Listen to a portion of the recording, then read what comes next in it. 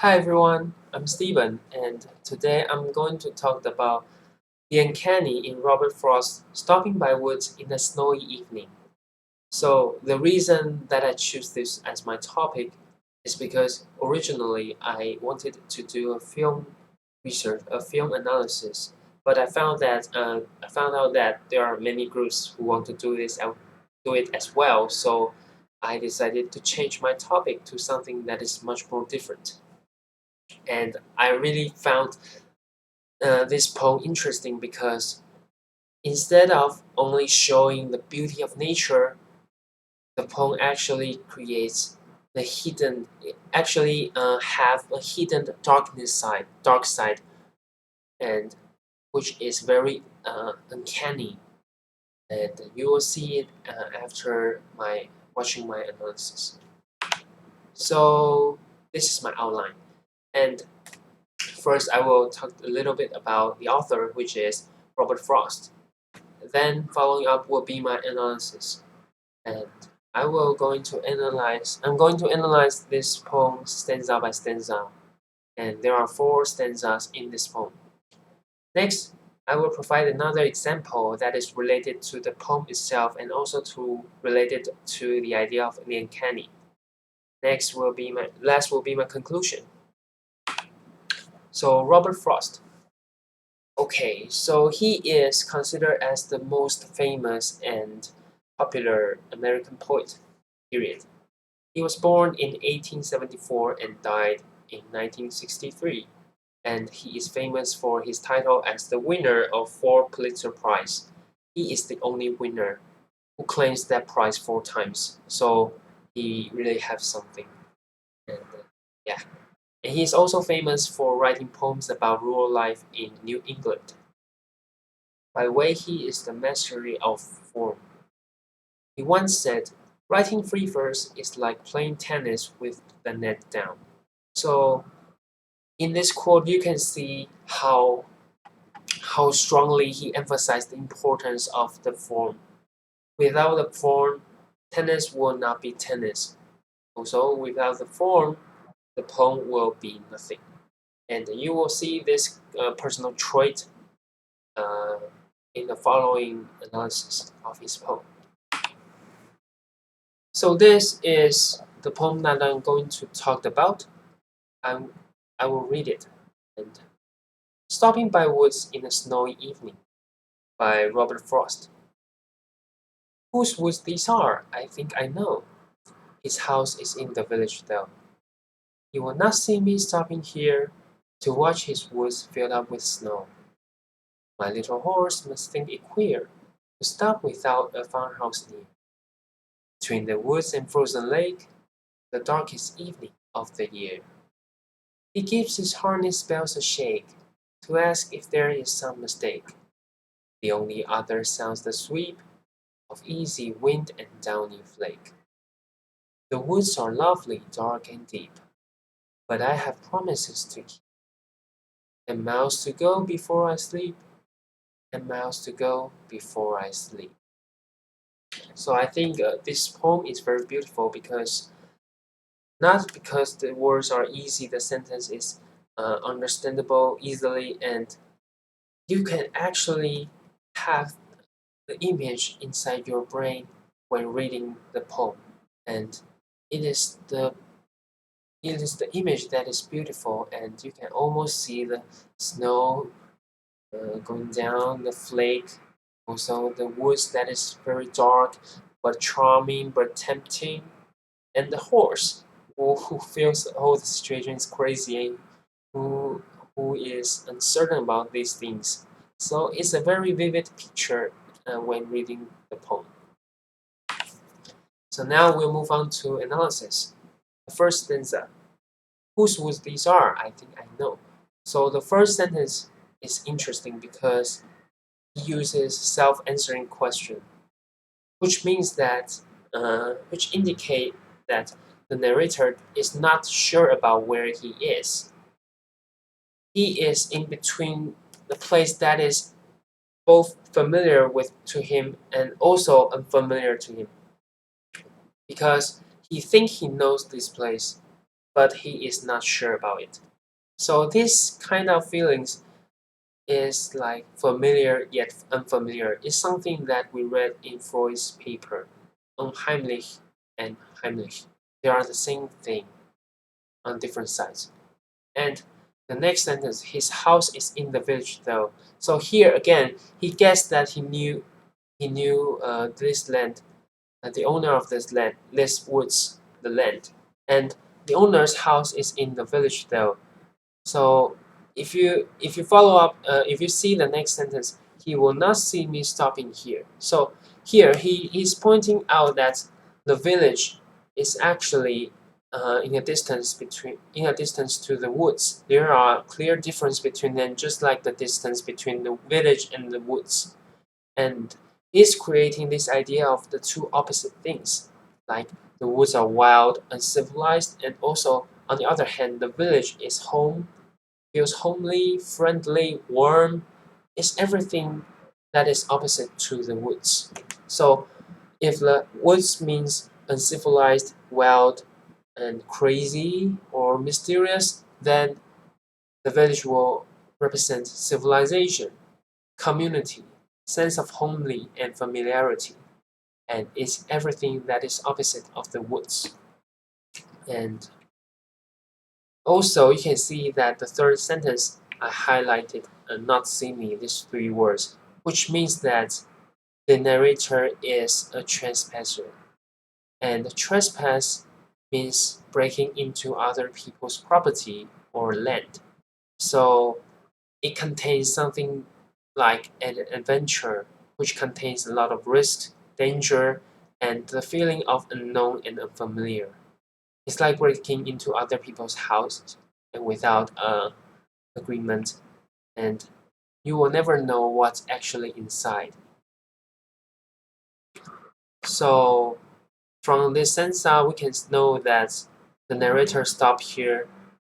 He breaks into other people's property, he trespasses it just for the view of the woods under the snow. So it's clearly he is very crazy. So the next stanza. My little horse must think it's queer to stop without the farmhouse near.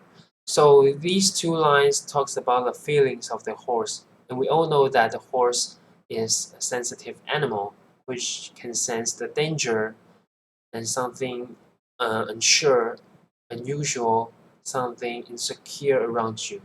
So different from the narrator who is fascinated, who is, you can say, hypnotized by the view of the woods. The horse, on the other hand, is very clear, has a clear mind. He knows something that is very queer here happening now, and the definition of the queer is strange, unusual, and not expected.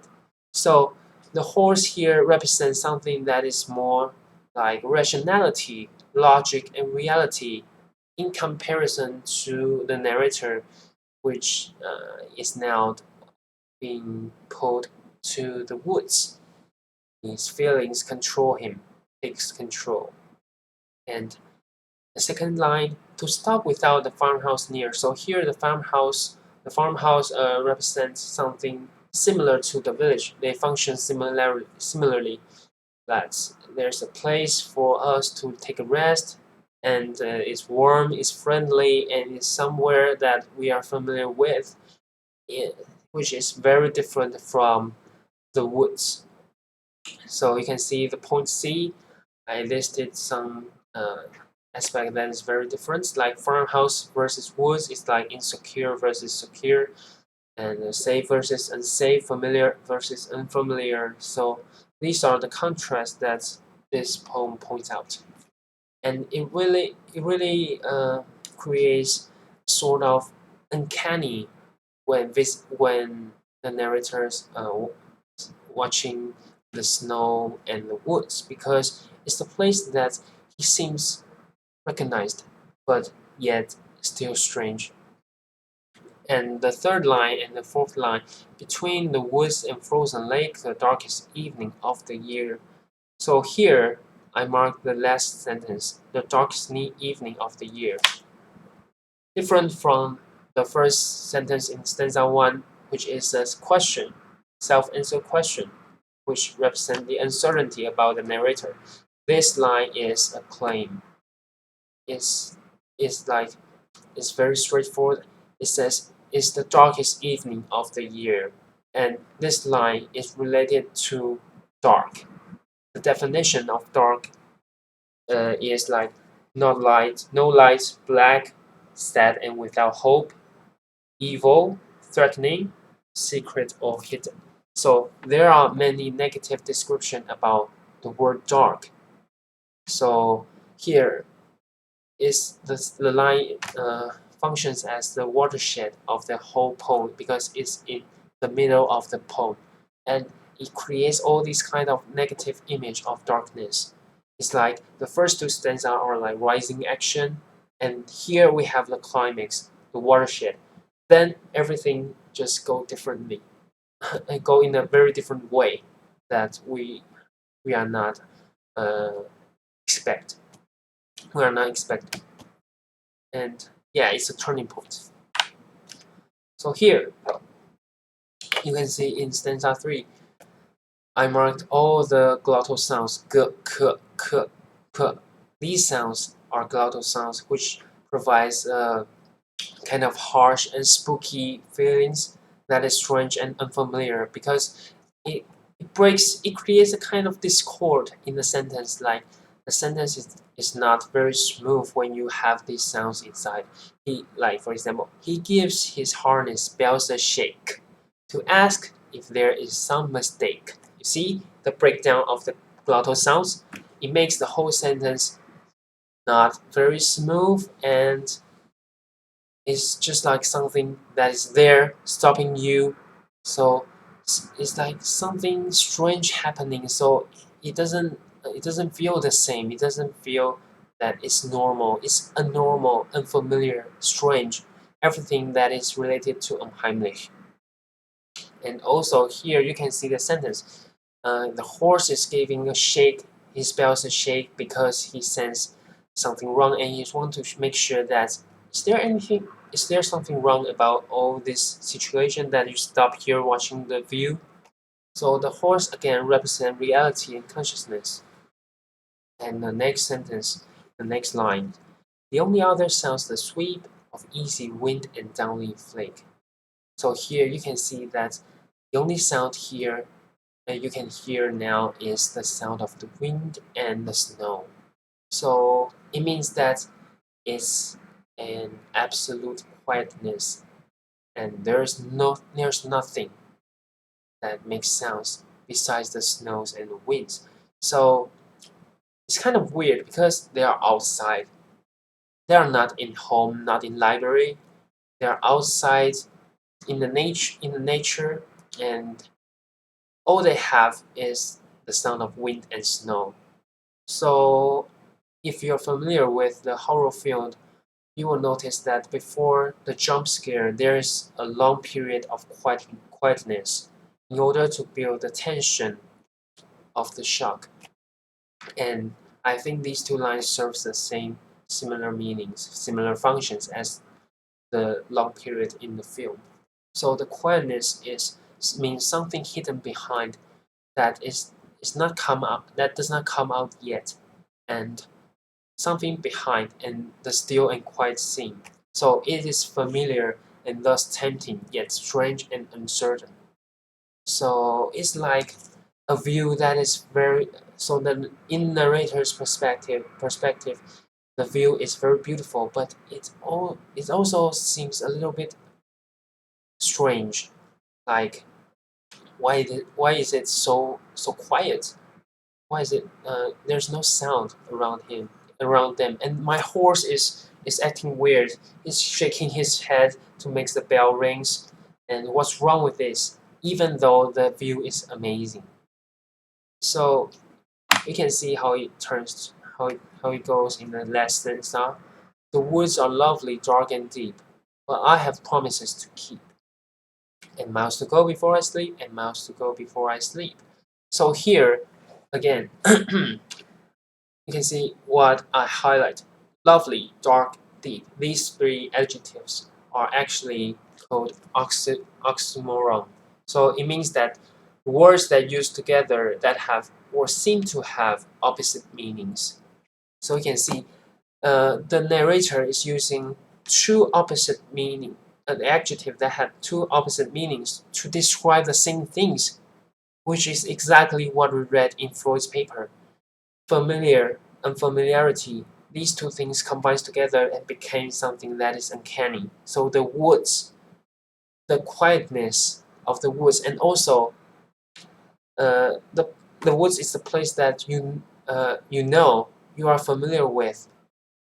These kind of two different aspects creates in the same place because the woods is lovely, so it have the kind of homely feelings in some way. So, but it's also dangerous. So when you combine these two kind of feelings, it becomes something that is strange. Why is it? Why do I feel lovely and dangerous at the same time? It's weird. So here, it's the first time that in the poem the narrator create the feeling exactly the feelings of the uncanniness in the poem, and then he just break down. But I have promises to keep. I highlight this sentence because it breaks the rhyme scheme. It's it is not iambic tetrameter. If you read the poem, you will find that the whole poem is iambic tetrameter, which consists of four stressed syllables and four unstressed syllables. But this one, but I have promises to keep. It's like it's like a fault. It, and everything that's before this line is very well constructed. But this line specifically didn't function similarly as the iambic tetrameter. It is not iambic tetrameter. So it represents the breaks of the rhyme scheme, which means the change of mind, which means the fear, which means something uncertain. Because you can see, I have promises to keep, and then the promises means the duties and responsibilities. Uh, that's as a narrator, his job, for example, his job or his responsibility to his families, and these things serves as an excuse to retreat, to run back, to get back from the this hypnotized view, this beautiful view, but yet also very dangerous. So the narrator, we can see that from this line, the narrator uh, just found out that the whole situation is very feels very uncanny and is very scared. So I have to draw back. I have to pull back myself back to reality, back to the horse, back to the place that I'm familiar with. So this line I think is the most important line in the poem. And also following up, there are two. There are you can see there are repetition of the same thing. And miles to go before I sleep, and miles to go before I sleep. This when I read these lines, I think that it's kind of like people saying something as an excuse when running away from other, running away from something. Like he is running at the same time and also writing these lines down. Like I had things to do, I have things to do, so I cannot be here. So this repetition is like a self-persuasion, like self-consolation, like calm down, you have things to do, you cannot be here, so go back, go back.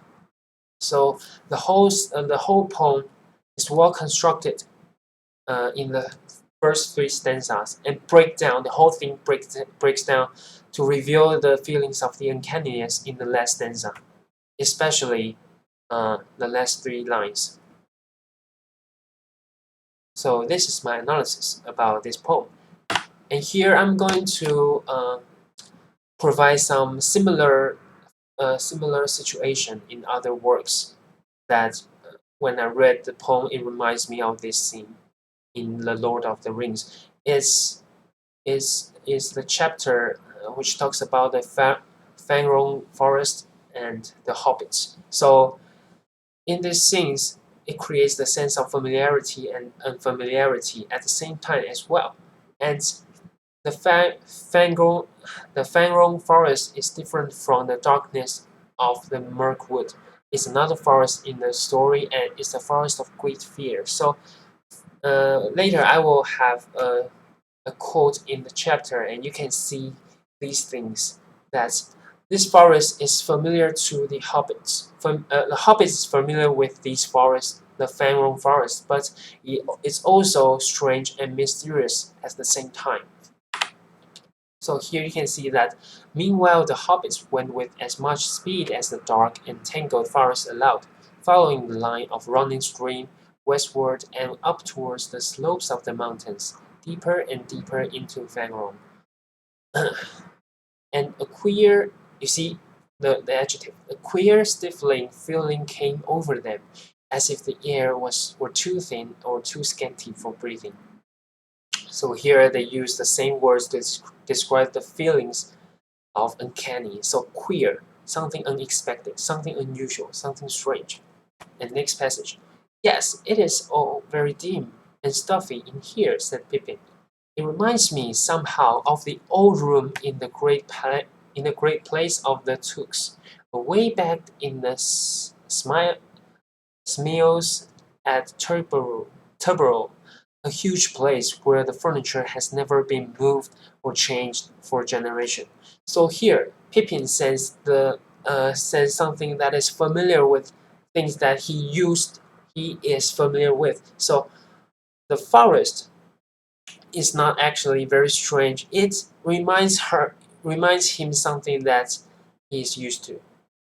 And this is the feelings of Heimlich, but also the forest in its nature is unheimlich. So these two combines become the feelings of the uncanny, and we can see how they describe it in the next passage. This is just dim and frightful treeage. You can't imagine animals living here at all, or staying for long. So, for hobbits, they are a species that lives very closely to the nature. So they will have the similar sense. They are very sensitive, just like the horse in the poem.